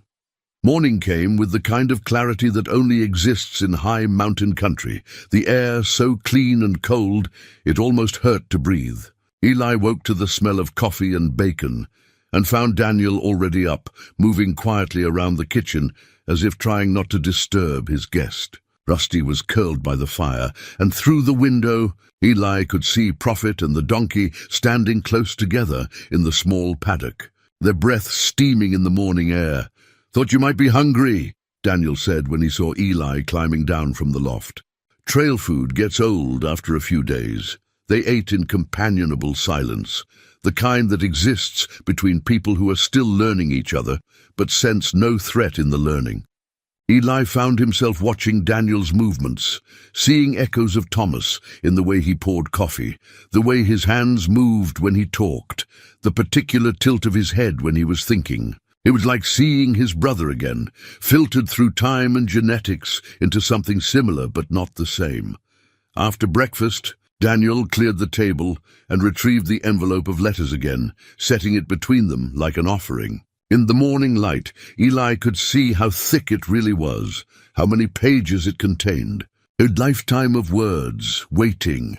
"My father added to this collection for 40 years, Daniel said, his hands wrapped around his coffee cup. The first letter was written just weeks after he left Montana. The last one just days before he died. He told me once that writing to you, even knowing you'd never read the words, was the only way he could stay connected to the brother he'd lost. It was his confession, his prayer, his way of keeping you alive in his heart." Eli reached out and touched the envelope, feeling the weight of it, the accumulated history. "Did you read them?" "Only the last one. He asked me to, said it was important I understand what he wanted me to do after he was gone. The others, he said they were private, meant for you and you alone. I honored that. Tell me about him," Eli said suddenly. "Before I read these, I need to know who he became. What kind of man he was after he left."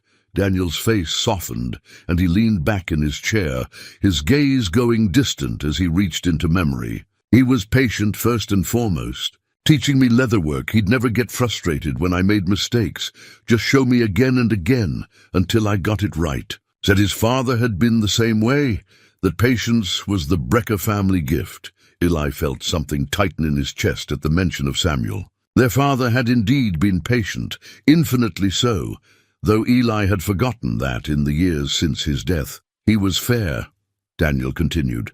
"When the other kids in Wyoming would try to cheat or cut corners, my father would call them on it, but gently, explaining why honesty mattered more than profit. Said a man's reputation was worth more than gold, and once you lost it, you could never get it back. People trusted him because of that. They knew if Thomas Brecker said something, it was true. He taught you to track everything. Reading sign, understanding weather, finding water in country that looked bone dry. He said his brother was the best scout in Montana, and if I was going to be any kind of tracker at all, I had to meet that standard, even if you'd never see my work. Daniel smiled. I think he was harder on me because of you. Wanted to make sure that if we ever met, you'd see that he'd passed on the family skills properly. They talked for hours, Daniel sharing stories while Eli listened, hungry for every detail. Thomas's life unfolded like a map being drawn in real time.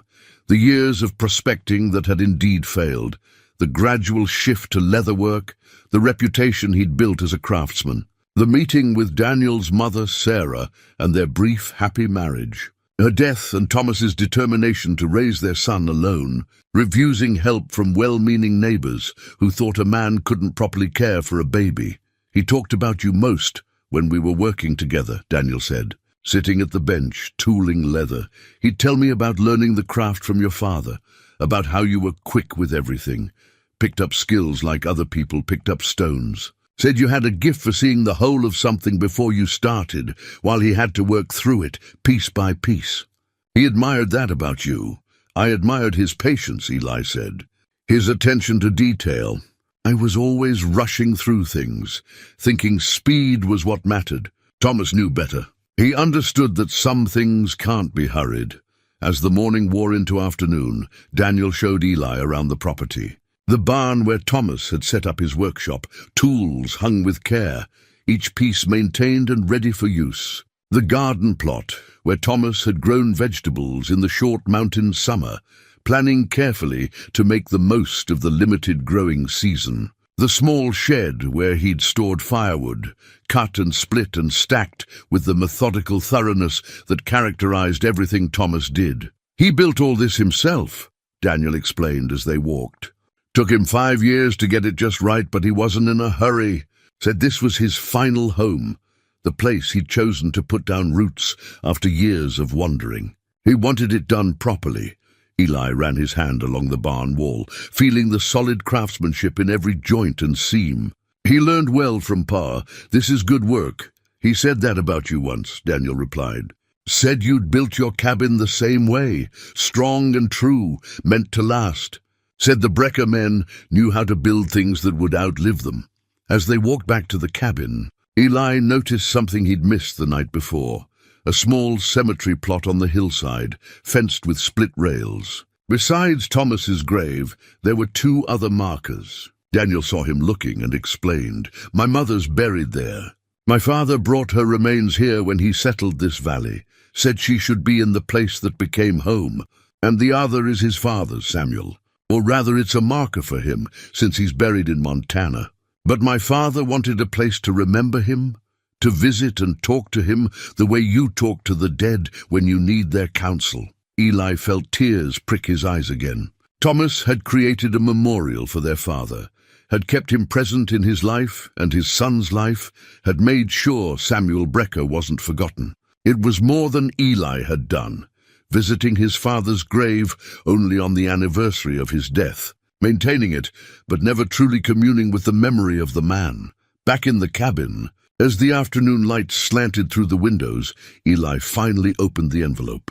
His hand shook as he unfolded the first letter, dated 43 years ago, and began to read. Dear Eli, it started.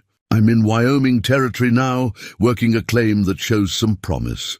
I think of you every day, wondering if you think of me, wondering if you're angry still, or if time has softened the hard words we spoke. I replay that last conversation in my mind, trying to understand where it went wrong, where we lost the thread of being brothers and became something else instead. I think it was fear on both our parts. You were afraid of losing what Pa built, and I was afraid of living my whole life in his shadow, never knowing what I might have been on my own. Neither fear was wrong, but together they were enough to drive us apart. I don't know if you'll ever read this, if I'll ever have the courage to send it. But I need to write it anyway, need to tell you that I'm sorry. Sorry for leaving. Sorry for not being the brother you needed. Sorry for letting pride and stubbornness keep me from coming home.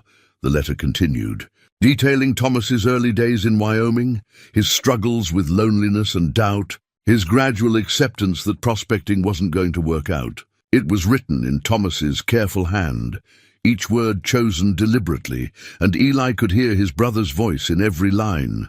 He read another letter, this one from 5 years later, after Daniel's birth. Thomas wrote about becoming a father, about the terror and wonder of holding his newborn son, about Sarah's death and his determination to honor her memory by being the best father he could be. "I wish you could meet him, Eli," the letter said. "I wish my son could know his uncle, could have that connection to the family I walked away from. But I don't know how to bridge the gap between us. I don't know if you'd want to meet him, or if you've closed that door so thoroughly that nothing could open it again." Eli read through the afternoon and into the evening, Daniel moving quietly around the cabin, giving him space to absorb 40 years of his brother's life in a single sitting. The letters chronicled everything, Thomas's joys and sorrows, his successes and failures, his constant longing for reconciliation that he never quite had the courage to act on. In a letter from 20 years ago, "I came close today. Eli, I rode to within 50 miles of Copper Ridge, planning to find you and say all the things I've written but never sent. But at the last moment my nerve failed. What if you turned me away? What if you looked at me with the same disappointment I saw in your eyes that last day? The same certainty that I'd failed. I couldn't bear that. So I turn back and I tell myself it's for the best, but I know it's cowardice. I'm ashamed of it, but not enough to overcome it. That's the truth of who I am, brother. A man who loves you from a distance because he's afraid of rejection up close." Eli had to stop reading then, his vision blurred with tears. Thomas had been close, so close, and Eli had never known. They might have passed each other on a trail, might have stood in the same town on the same day, and neither would have known how close they'd come to reunion. The final letter was dated just days before Thomas died. Daniel had read this one, and Eli could see why Thomas had wanted his son to understand. "My time is short now, Eli.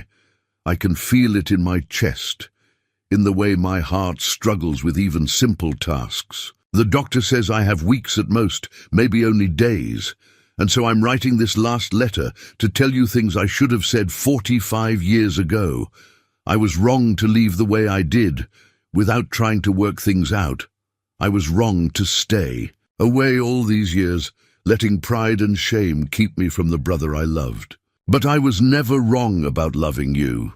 That's the one thing I got right, even if I couldn't figure out how to show it. I'm asking Daniel to find you after I'm gone, to give you these letters, to bridge the gap I couldn't bridge myself. I hope you'll accept him, Eli. He's a good man, better than I ever was, and he deserves to know his family. Tell him about our father, about our mother, about the Brecker family and where he comes from. Give him the belonging I was too afraid to claim. And if you can find it in your heart, forgive me. Not for my sake, but for yours. Don't carry this weight the way I carried it. Let it go. Be free, your brother always, Thomas. Eli set the final letter down and looked up to find Daniel watching him, his own eyes red. He loved you, Daniel said simply. All his life, through everything, he loved you. I loved him too, Eli replied, his voice breaking. I just forgot how to show it. I let anger and pride take the place of love, and by the time I realized what I'd done, I thought it was too late to fix it. It's not too late, Daniel said, moving to sit across from Eli. Not for us. My father can't be here, but I am. And Uncle Eli, I want to know you. I want to learn about my family, about the grandfather I never met, about the uncle my father talked about all my life. I want you to teach me the things my father couldn't, to fill in the gaps in our family history. If you'll have me. Eli looked at his nephew, this man who was Thomas's legacy and Samuel's descendant, who carried the Brecker name forward into a future Eli had thought was lost. I'd be honored, he said, more than honored. Daniel, you're the answer to prayers I didn't know how to pray. You're the second chance I don't deserve but will treasure anyway. They sat together as darkness fell outside, talking about the future for the first time. Daniel wanted to visit Copper Ridge, to meet Doc Harlan and Margaret, and the others who'd known Thomas as a young man. Eli wanted to teach Daniel the trails around Montana Territory, to show him the country their father had loved and Thomas had left behind. They talked about family traditions, about continuing the leatherwork, about maintaining this cabin and the graves on the hillside, and slowly, carefully, they began to build the relationship that Thomas and Eli had lost, creating something new from the ashes of what had been broken. It wasn't the same as having his brother back, but it was something precious in its own right, a connection across generations, a healing of old wounds, a promise that family could survive even the deepest breaches. The night deepened around them. As they talked, the fire burning low, the only sounds the occasional pop of settling logs and the wind moving through the pines outside. Eli felt wrung out, emptied of tears and filled with something he couldn't quite name. Not happiness, not exactly, but maybe acceptance. Maybe the beginning of peace. "There's something I want to show you," Daniel said, rising from his chair. "Something my father would have wanted you to see." He lit a lantern and led Eli out to the barn. The night air was sharp and cold, the stars so bright they seemed close enough to touch. Inside the barn, the animals stirred at their entrance, Prophet nickering softly in recognition. Daniel hung the lantern on a hook and moved to the far wall, where a canvas curtain hung from ceiling to floor. "My father's workshop," Daniel said, pulling the curtain aside. The space revealed was perhaps 10 feet by 10 feet, every inch organized, with the care of a craftsman who knew his tools intimately. A workbench ran along one wall, its surface worn smooth by decades of use. Above it, hung on carefully spaced pegs, were leatherworking tools, mallets of various sizes, edge bevelers, stitching awls, knives for cutting and skiving, stamps for tooling patterns, and burnishing tools for finishing edges. Eli stepped closer, his breath catching. He knew these tools, not these specific pieces, but their like. His father had owned a set just like this, had taught both his sons to use them in the workshop behind the house in Copper Ridge. These would be those very tools, or at least some of them. Thomas must have taken them when he left, the only pieces of his father's legacy he'd claimed. He used these every day, Daniel said quietly, kept them oiled and sharp, treated them like the treasures they were, said they were the last gift his father gave him, even though his father didn't know he was giving them. Eli reached out and picked up a small mallet, feeling its weight, the smooth wood worn to fit a hand. His hand once, Thomas's hand for 40 years, and now Daniel's. 3 generations of Brecker men, all holding the same tools, all learning the same craft. "May I?" Eli asked, gesturing to the workbench. "Please, it's your family's legacy as much as mine." Eli settled onto the stool and examined the tools more closely. Each piece brought back memories, learning to use the edge beveler without gouging, the leather, mastering the pressure needed for clean cuts, understanding how different stamps created different effects. His father's voice echoed in his memory, patient and encouraging, showing him and Thomas the same techniques that generations of leatherworkers had used. "Your father was better at this than I ever was," Eli said, running his fingers over a set of decorative stamps. "I could do the basics, make what needed making. But Thomas, he had the touch for it, the patience and the eye. He said you had other gifts," Daniel replied. "Said you could read a trail the way he could read leather, see what was there and what was missing, understand the story it told. Different skills for different men," Pa used to say. Said what mattered wasn't being good at everything, but being excellent at what chose you. Eli picked up one of the star-shaped stamps, the one Thomas had used on that bridle so many years ago. "This chose Thomas. The mountains and the trails chose me. Both were valid, both were important. I was too young to understand that then." Daniel moved to stand beside him, and together they looked at the array of tools. "Would you like to work on something?" Daniel asked. "I have scraps we could practice on, or if you'd rather I could show you what I'm working on currently." "I'd like that. To work together. To do what your father and I should have been doing all these years." Daniel brought out a piece of leather he'd been tooling, a belt with an intricate pattern of overlapping circles. Eli watched as his nephew worked, seeing Thomas's technique in every movement, seeing their father's teaching in the careful precision. Then Daniel handed him a piece of scrap leather and a simple stamp, and Eli began to work, his hands remembering what his mind had half forgotten. They worked in companionable silence, the kind that exists between craftsmen sharing a task. The barn was cold, but Eli barely noticed, focused on the leather beneath his hands, on the rhythm of mallet and stamp, on the pattern emerging under his efforts. It wasn't beautiful work, not like Daniel's, but it was honest. It was connection. "This is what we lost," Eli said after a while, not looking up from his work. "Not just Thomas and me as brothers, but this. Working together, learning from each other, building something that would last beyond us. We could have taught our children together, passed this on as a family tradition. Instead, we both did it alone in isolation, and the tradition became fractured. But it didn't break," Daniel said. "It survived.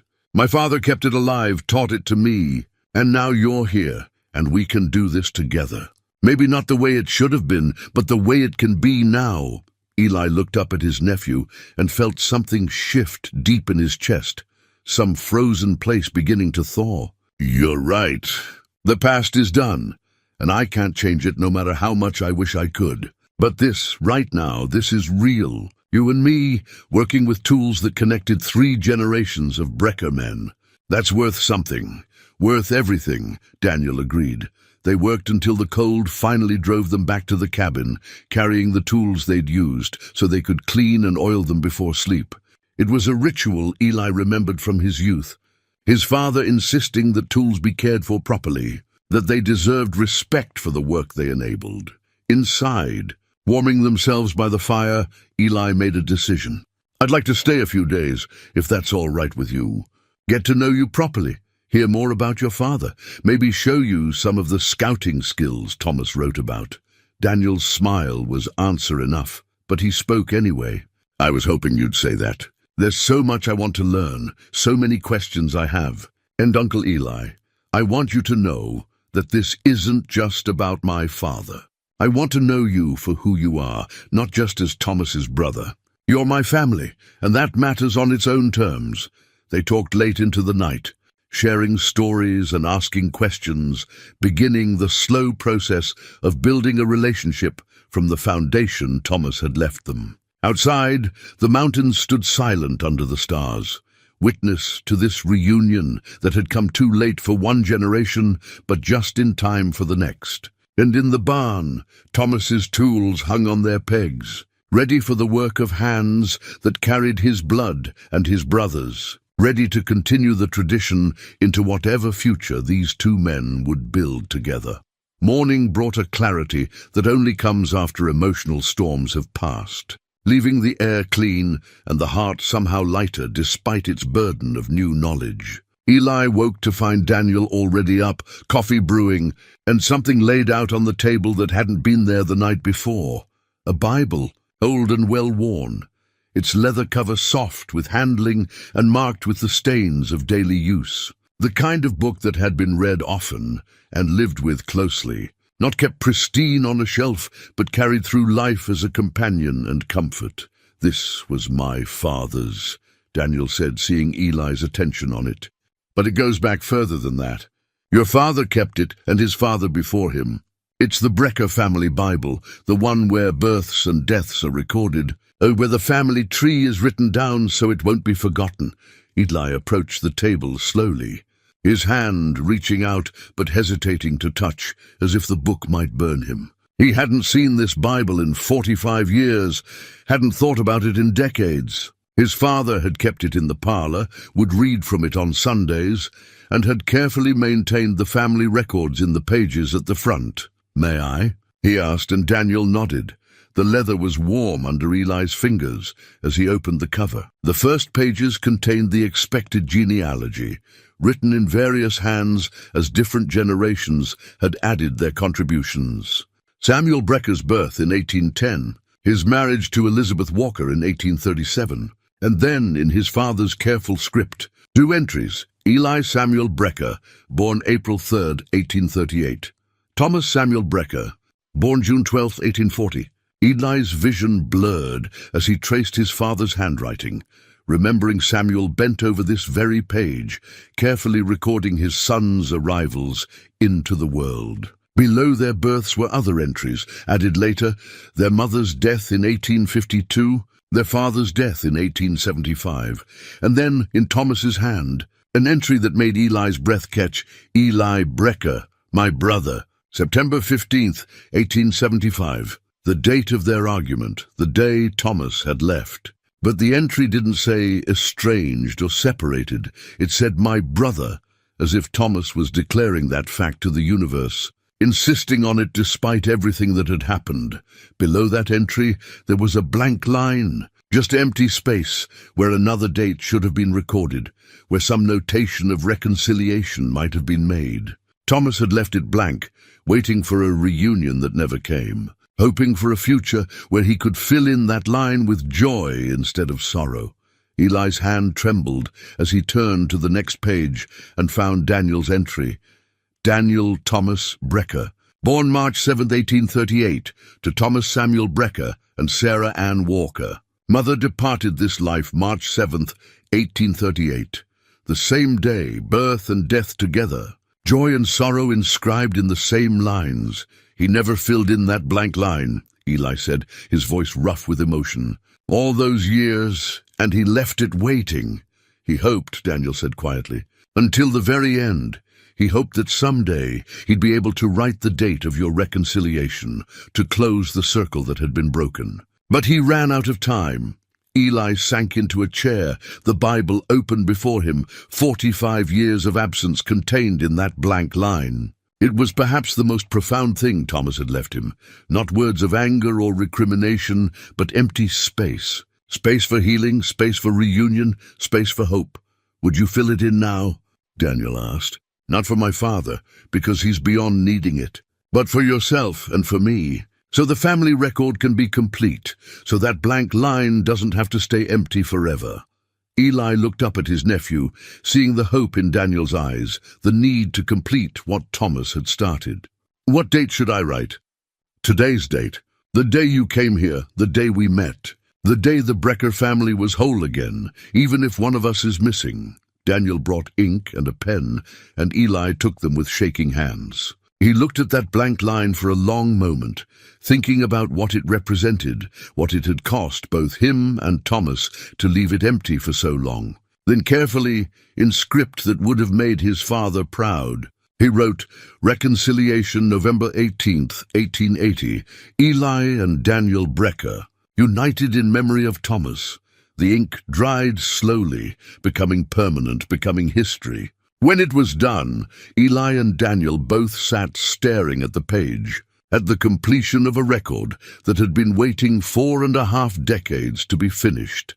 He would have been glad, Daniel said, his voice thick with emotion, to know you were here, to know we found each other, to know his son has an uncle, and his brother has a nephew, and the Brecker name goes forward with family intact. Eli closed the Bible carefully and looked across the table at Daniel. Your father left me something more valuable than gold in these letters, this Bible, the trail that led me here. He left me the chance to be better than I was, to do right by you in ways I failed to do right by him. I don't take that lightly, Daniel. You're my family now, and I mean to honor that, and you're mine, Daniel replied. The uncle I always wanted to meet, the connection to a grandfather I never knew. Will you tell me about him? About Samuel Brecker, about what kind of man he was. And so Eli did, spending the morning sharing memories of their father, Samuel's patience, his quiet strength, his belief that a man's word was his bond, and his work was his legacy. He told Daniel about learning to track and scout, about long days in the mountains, with his father teaching him to read the land. He told stories that made Daniel laugh, and others that brought tears to both their eyes. They talked about the future, too. Eli invited Daniel to Copper Ridge, to meet Doc Harlan and Margaret and the others, who'd known Thomas as a young man. Daniel agreed eagerly, already planning the visit, asking questions about the town and the people. They discussed maintaining the cabin, keeping Thomas's grave tended, preserving the workshop and its tools for whatever future generations might come. We'll honor him by living fully, Eli said as the sun reached its peak.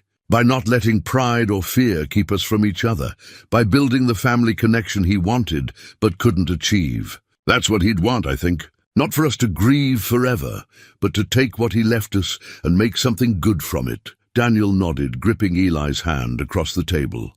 To family, then. Past, present, and future. May we do better with what we've been given than those who came before us. To family, Eli echoed, and felt the weight of 45 years finally begin to lift from his shoulders. The past couldn't be changed, but the future was still unwritten. And he had a nephew who wanted to help him write it. 2 weeks had passed when Eli and Daniel rode into Copper Ridge together, Prophet carrying Eli and a strong bay gelding carrying Daniel, with the donkey following on a lead rope, healthy now and moving with easy confidence. The sight of Eli returning with a stranger in tow drew curious glances from the townspeople who'd known him as a solitary man for so many years. Margaret was the first to meet them, stepping out of the general store with a knowing smile that suggested she'd suspected something like this might happen. Eli dismounted and helped Daniel with the horses, then turned to face the gathering crowd with a mixture of nervousness and pride he hadn't felt in decades. "Folks," he said, his voice carrying across the street, "I'd like you to meet my nephew, Daniel Brecker, Thomas's son." The name created a ripple of reaction, memories stirring, old stories remembered. Doc Harlan pushed through the crowd, his face showing shock and then joy as he approached Daniel with hand extended. "Thomas's boy," Harlan said, his voice thick. "Lord above, but you have your father's eyes." And his smile, unless I miss my guess, he turned to Eli. "You found him then? Or he found you?" "Bit of both," Eli replied, and couldn't help the smile that spread across his face. "Long story, but we've got time for it." That evening, at the saloon that served as Copper Ridge's gathering place, Daniel shared stories about Thomas's life after he'd left Montana. The townspeople listened with rapt attention as he described his father's skills as a leather worker, his reputation for honesty, his quiet life in the hidden valley. Some of the older residents remembered Thomas, and their reminiscences mixed with Daniel's stories until a complete picture emerged. A good man who'd made a mistake in leaving but had lived honorably thereafter, raising a son alone and building a life worth remembering. "He never forgot this place," Daniel said, looking around at the weathered faces of men and women who'd known his father as a youth. "Never forgot the people who'd been part of his growing up. He talked about Copper Ridge, like some men talk about heaven, a place he'd left but always carried with him." Margaret had tears on her face when Daniel finished, and she wasn't alone. The collective memory of the town expanded that night to include Thomas's full story, not just the part where he'd left in anger, but all the years that came after, the life he'd built and the son he'd raised. It was a kind of healing for the whole community, this completion of a story that had been left unfinished for too long. Over the next week, Eli showed Daniel his world, the way Daniel had shown him Thomas's. They walked the trails Eli knew best, and Eli taught his nephew to read, sign the way their father and grandfather had taught him. Daniel proved to be an apt student, quick to see patterns and patient enough to work through the details. They visited Eli's cabin, and Daniel helped with repairs that Eli had been putting off. The two of them working together in the easy rhythm that comes when family helps family. In the evenings, Daniel would work leather in Eli's small workshop, adding to it some of the tools from Thomas's collection that he'd brought with him. The sound of mallet on stamp became familiar, comforting, a connection to the past and a promise for the future. One night, Eli watched as Daniel crafted a new bridle, using techniques that drew from Samuel's teaching, Thomas's refinement, and his own innovations. When it was finished, Daniel presented it to Eli. "For profit," Daniel said, "or for whoever needs it. It's made with what all 3 generations of Brecker men taught me, combined into something new. That's what we're doing here, Uncle Eli, taking what was broken and making something new from it." Eli accepted the bridle with trembling hands, seeing in its tooled leather the continuation of his family's story. The star pattern was there, Thomas's signature work, but integrated with other designs that spoke of evolution and adaptation. It was beautiful and functional, a piece of art that would also serve a practical purpose. Like family itself, he thought. Beautiful in its connections, useful in its support. When the time came for Daniel to return to Wyoming, the parting was emotional, but not sorrowful. They stood on Eli's porch in the cold morning air, Rusty pressed against Eli's leg, and the donkey nickering softly from the barn. "I'll be back in the spring," Daniel promised. "And I'll write between now and then. We'll stay connected, Uncle Eli. That's a promise." "I'm counting on it," Eli replied, pulling his nephew into an embrace that felt natural despite their short acquaintance. "Your family, Daniel. That means something now in ways it didn't before." He watched Daniel ride away, the sight echoing that long-ago day when he'd watched Thomas leave. But this time the echo was softer, gentler, because this time it wasn't an ending, but a pause. Daniel would be back. There would be letters and visits, and a continuing relationship. The separation was temporary, not permanent, and that made all the difference. The donkey remained with Eli, a living connection to Thomas and to Daniel. The animal had fulfilled its purpose, leading Eli to the truth he'd needed to find, and now it settled into its new life with the contentment of a creature that knows it's found its proper home. Rusty had adopted the donkey completely, the two animals often standing close together in the paddock, keeping each other company in the way that spoke of genuine affection. Eli returned to his routines, but he was different now. The weight he'd carried for 45 years had lifted, replaced by something lighter and warmer. He moved through his days with a sense of purpose he'd forgotten he could feel, knowing that he had family waiting, that letters would arrive from Daniel, that the spring would bring reunion. In his workshop, the new bridle hung in the place of honor, catching the light from the window and reminding him daily of what he'd gained. On his mantel, next to Martha's photograph and his father's compass, he'd placed the family Bible, open to the page where he'd filled in that blank line. The reconciliation was recorded now, made official, part of the permanent record that would be passed down to whatever future generations came. One evening, as snow began to fall outside, Eli sat at his table and began a letter to Daniel. The words came easier than he'd expected, flowing from pen to paper as if they'd been waiting years to be written. He told Daniel about his day, about the townspeople who'd asked after him, about plans for the spring when Daniel would return. He wrote about small things and large ones, about the daily texture of life and the deeper currents of feeling that connected them across the miles. When the letter was finished and sealed, Eli stood on his porch and looked out at the mountains, dark shapes against the star-filled sky. Rusty sat beside him, patient and warm, and from the barn came the soft sounds of the animals settling for the night. He reached into his vest pocket and pulled out the compass, the brass warm from being carried close to his body all day. Opening it, he watched the needle swing and settle, pointing true north the way it always had, reliable and constant, across 3 generations of Brecker men. But north wasn't where Eli was looking anymore.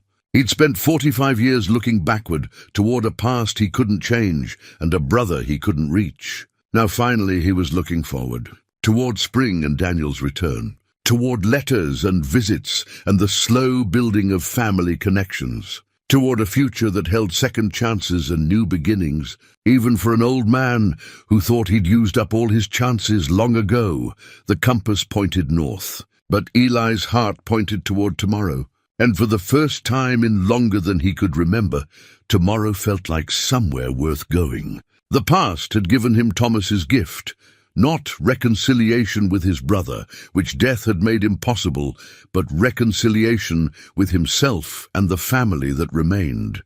It was enough, more than enough. It was everything he hadn't known he needed until the day a donkey appeared in an abandoned cabin, carrying with it the breadcrumbs that would lead him home.